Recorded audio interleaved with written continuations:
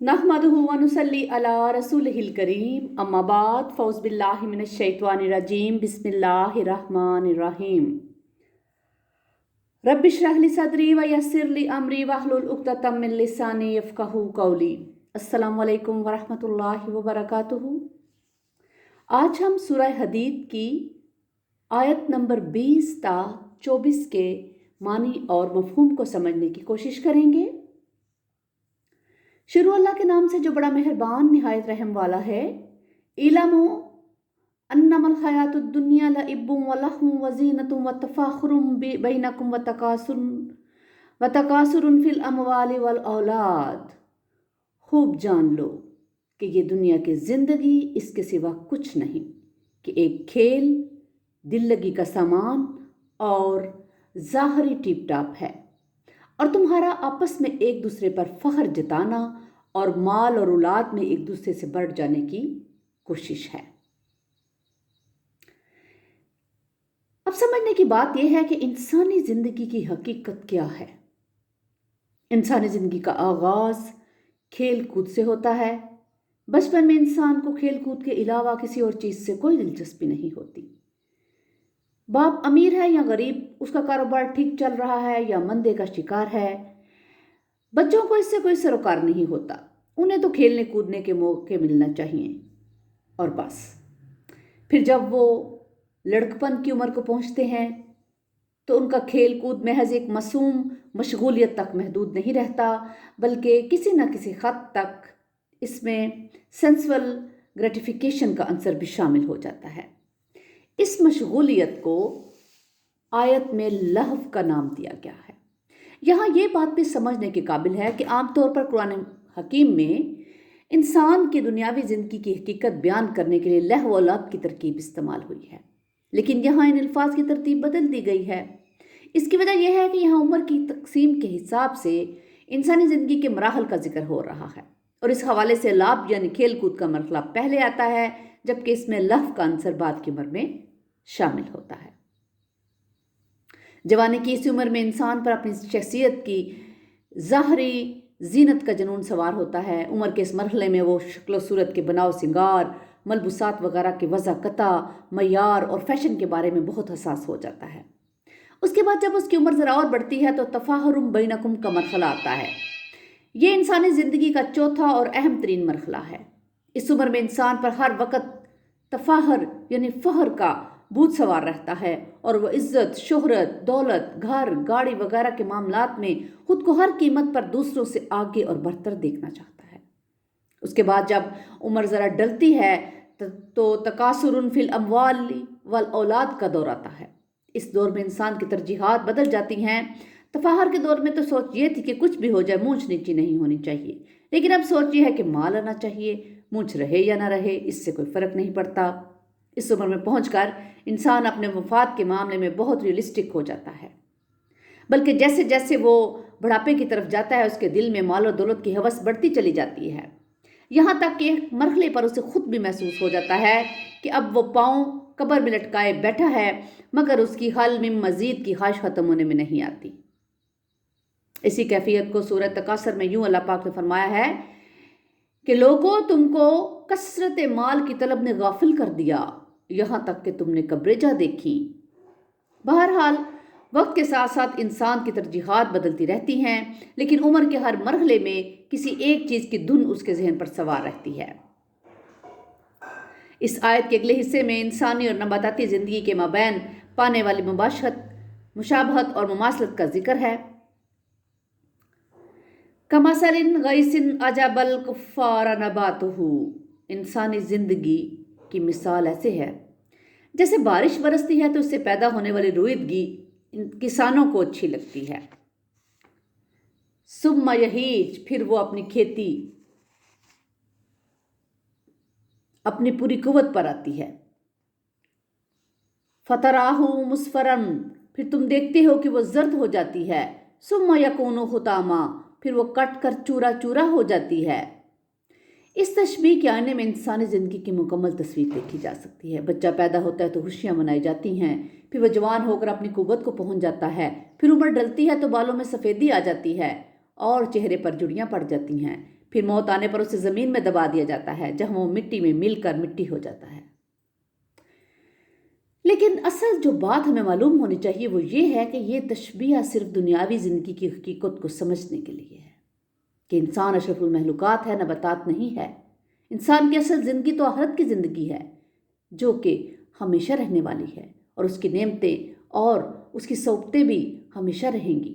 لہٰذا عقل اور سمجھ کا تقاضا یہی ہے کہ انسان اپنی آخرت کی فکر کرے۔ وَفِي الْآخِرَةِ عَذَابٌ شَدِيدٌ وَمَغْفِرَةٌ مِّنَ اللَّهِ وَرِضْوَانٌ، اور آخرت میں بہت سخت عذاب ہے اور اللہ کی طرف سے مغفرت اور رضا ہے۔ کیونکہ دنیاوی زندگی کی حقیقت تو بس یہی ہے، لیکن کیا ہے کہ ہم سب اس حقیقت کو فراموش اور انداز کیے بیٹھے ہیں۔ ہمارے دل میں نہ اللہ کی یاد ہے نہ آخرت کی فکر، بس اس عارضی اور دھوکے کی زندگی کی آسائشوں میں مگن اور اس کی رنگینیوں میں گم ہیں۔ ہمیں یہ بات یاد رکھنی چاہیے کہ یہ طرز عمل غیروں کی پہچان تو ہو سکتا ہے، ایک بندہ مومن کے ہرگز شایان شان نہیں۔ جیسے کہ علامہ اقبال نے فرمایا، کافر کی یہ پہچان ہے کہ آفاق میں گم ہے، مومن کی یہ پہچان کہ گم اس میں ہے آفاق۔ سابقوا الی مغفرۃ من ربکم وجنۃ عرضها کعرض السماء والارض، ایک دوسرے سے آگے بڑھنے کی کوشش کرو اپنے رب کی مغفرت اور اس جنت کی طرف جس کی وسعت آسمان اور زمین جیسی ہے۔ یعنی دنیا کمانے میں تو انسان خوب مسابقت کر رہا ہے، اس میدان میں تو ہر وقت جستجو ہے کہ خوب سے ہے خوب تر کہاں کی فکر میں لگے ہوئے ہیں ہم۔ عارضی دنیا کی اس مسابقت کو چھوڑ کر ہمیں اپنی یہی صلاحیتیں اللہ کی رضا اور جنت کے حصول کے لیے صرف کرنی چاہیے، اس ہدف کو حاصل کرنے کے لیے محنت کرنی چاہیے اور اس منزل میں بہتر سے بہتر مقام پانے کے لیے دوسروں سے آگے نکلنے کی کوشش کرنی چاہیے۔ جنت کی وسعت کی مثال کے لیے یہاں کا عرض السماء والارض استعمال ہوا ہے، جبکہ سورہ آل عمران کی آیت میں ارضها السماوات والارض کے الفاظ آئے ہیں۔ اس دور میں سائنس کی حیرت انگیز ترقی کے باوجود ابھی تک ارض و سما کی وسعت کے بارے میں انسان کا علم نہ ہونے کے برابر ہے۔ بہرحال اللہ تعالیٰ کی آیات کو جھٹلانے اور ان کے بارے میں تکبر کرنے والوں کے لیے آسمان کے دروازے نہیں کھولے جائیں گے۔ بہرحال اس کے بعد اہل جنت کو ان کے مراتب کے مطابق اس جنت میں منتقل کر دیا جائے گا جس کی وسعت کا یہاں ذکر ہوا ہے، اور اہل جنت کو وہاں جانے کے لیے کسی راکٹ وغیرہ کی ضرورت نہیں ہوگی، بلکہ اللہ تعالیٰ انہیں اسی انداز سے آسمانوں پر لے جائے گا جیسے محمد رسول اللہ صلی اللہ علیہ وآلہ وسلم سفر معراج میں زمین سے 7ویں آسمان تک چلے گئے تھے، اور حضرت جبرائیل علیہ السلام 7ویں آسمان سے زمین پر آتے ہیں۔ اعدت للذین آمنوا باللہ ورسلہ، وہ تیار کی گئی ہیں ان لوگوں کے لیے جو ایمان لائے اللہ پر اور اس کے رسولوں پر۔ اعداد کے معنی ہے کسی خاص مقصد کے لیے کسی چیز کو تیار کرنا، یعنی وہ جنت بڑے اہتمام سے تیار کی گئی ہے، سجائی اور سنواری گئی ہے ان لوگوں کے لیے جو ایمان لائے ہیں اللہ پر اور اس کے رسولوں پر۔ ذالک فضل اللہ یؤتیہ من یشاء واللہ ذو الفضل العظیم، یہ اللہ کا فضل ہے جس کو بھی وہ چاہے گا دے گا، اور اللہ بہت بڑے فضل والا ہے۔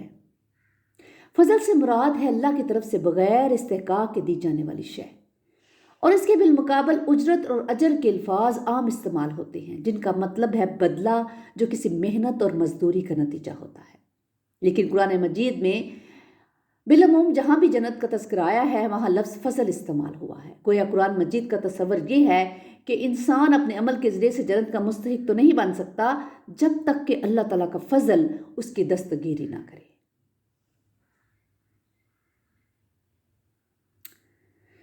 یہ اللہ تعالیٰ کا اٹل قانون ہے اور قرآن پاک میں بہت زیادہ تکرار کے ساتھ آیا ہے، جیسے کہ سورۃ بقرہ میں ارشاد ربانی ہے، اور ہم تمہیں لازماً آزمائیں گے کسی قدر خوف اور بھوک کے اور مالوں اور جانوں اور ثمرات کے نقصان سے۔ جبکہ سورہ آل عمران میں اللہ پاک نے فرمایا ہے کہ مسلمانوں یاد رکھو تمہیں لازماً آزمایا جائے گا تمہارے مالوں میں بھی اور تمہاری جانوں میں بھی، اور تمہیں لازماً سننا پڑیں گی بڑی تکلیف دہ باتیں ان لوگوں سے بھی جنہیں تم سے پہلے کتاب دی گئی تھی اور ان سے بھی جنہوں نے شرک کیا۔ ما اصاب من مصیبت فی الارض ولا فی انفسکم इल्ला फी किताब मिन क़ब्ल अन नब्रअहा, नहीं पड़ती कोई पड़ने वाली मुसीबत ज़मीन में और ना तुम्हारी अपनी जानों में, मगर ये कि वो एक किताब में दर्ज है इससे पहले कि हम उसे ज़ाहिर करें। मसलन कोई बीमारी या कोई आर्ज़ लाक हो गया या कोई हादसा पेश आ गया, यहाँ ये वाज़ेह फरमा दिया गया है कि दुनिया में जहाँ कहीं भी इंसानों पर इज्तिमाई या इनफरादी तौर पर किसी भी शक्ल में कोई मुसीबत, आफत या तकलीफ़ होती है तो उसके मोर्ज़ वजूद में आने से कबल उसकी पूरी तफसील अल्लाह के इल्म कदीम में पहले से ही मौजूद है। इन्ना ज़ालिका अलल्लाहि यसीर, यकीनन ये अल्लाह पर बहुत आसान है। इंसानों को ये बात बेशक अजीब या मुश्किल लगे, मगर अल्लाह का इल्म मा काना व मा यकून पर महीत है। उसके लिए कायनात की एक एक चीज़ का पूरी तफसील से अहाता करना कुछ भी मुश्किल नहीं। ये बात हम लोगों को क्यों बताई जा रही है? इसलिए लिकैलन तासौ अला मा फातकुम, ताकि तुम अफसोस ना करो उस पर जो तुम्हारे हाथ से जाता रहे। कोई अच्छा मौका हाथ से निकल जाने पर इंसान रह रह कर अफसोस करता और पछताता है कि अगर मैं उस वक्त यूं कर लेता तो मेरा ये काम यूं हो जाता, अगर फलां शख्स फलां वक्त फलां रुकावट ना खड़ी कर देता तो मैं फलां नुकसान से बच जाता, वगैरह वगैरह। ऐसे पछतावे बाज़ औक़ात ज़िंदगी का रोग बन जाते हैं। लेकिन अगर अल्लाह और उसके फ़ैसलों पर इंसान का ईमान मजबूत हो तो वह अपने बड़े से बड़े नुकसान को भी ये कहकर बुला देता है कि अल्लाह ताला को मेरे हक़ में ऐसा ही मंजूर था और इस चीज़ के मेरे हाथ से निकल जाने में ही खैर थी, क्योंकि मेरे लिए क्या बेहतर है और क्या बेहतर नहीं है इसका इल्म तो सिर्फ अल्लाह पाक को है। सूरह बकरा में आयत नंबर 216 में अल्लाह पाक ने फरमाया है, और हो सकता है कि तुम किसी शय को नापसंद करो तो वो तुम्हारे लिए बेहतर हो, और हो सकता है तुम किसी चीज़ को पसंद करो और हालांकि वही तुम्हारे लिए बुरी हो, और अल्लाह जानता है तुम नहीं जानते। वला तफरहू बिमा आताकुम वल्लाहु ला युहिब्बु कुल्ला मुख्तालिन फखूर, और इस पर इतराया ना करो जो वो तुम्हें दे दे, और अल्लाह को बिल्कुल पसंद नहीं इतराने वाले और फख्र करने वाले। यानी ऐसी किसी भी सूरत में इंसान के लिए फख्र करने का जवाज़ इसलिए नहीं है कि अल्लाह ताला की तरफ से उसे जो कुछ भी दिया जाता है दरअसल उसकी आजमाइश के लिए दिया जाता है। इस हवाले से हमें इस हकीकत को किसी वक्त भी फरामोश नहीं करना चाहिए कि इस दुनिया में हमें जो नेमत, सलाहियत या दौलत मिलती है उसके लिए हमें जवाबदेह होना पड़ता है। चुनांचे जिस इंसान के पास दुनियावी नेमतों की जिस कदर वख्तात होगी, जवाबदेही के हवाले से उसकी जिम्मेदारी भी उसी हद तक बढ़ जाएगी। अकाउंट्स में ऐसी जिम्मेदारी को लायबिलिटी कहा जाता है। इसी तरह अल्लाह ताला इंसान को दुनिया में जो कुछ भी देता है वो इसके ज़िम्मे लायबिलिटी है। कल क़यामत के दिन उसमें से हर चीज़ का ऑडिट होना है। उस दिन अल्लाह ताला बंदे से पूछेगा, तुम्हें जो माल दिया गया था बताओ उसका तुमने क्या किया?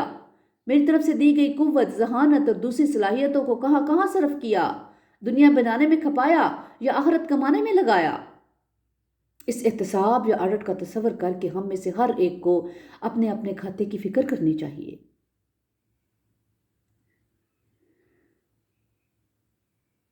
चुनांचे इंसान को माल, दौलत और दूसरी नेमतों पर इतराने के बजाय उनके हिसाब किताब की फ़िक्र करनी चाहिए और ये समझना चाहिए कि ये चीज़ें उसे अल्लाह ताला की तरफ से आजमाइश के तौर पर दी गई हैं।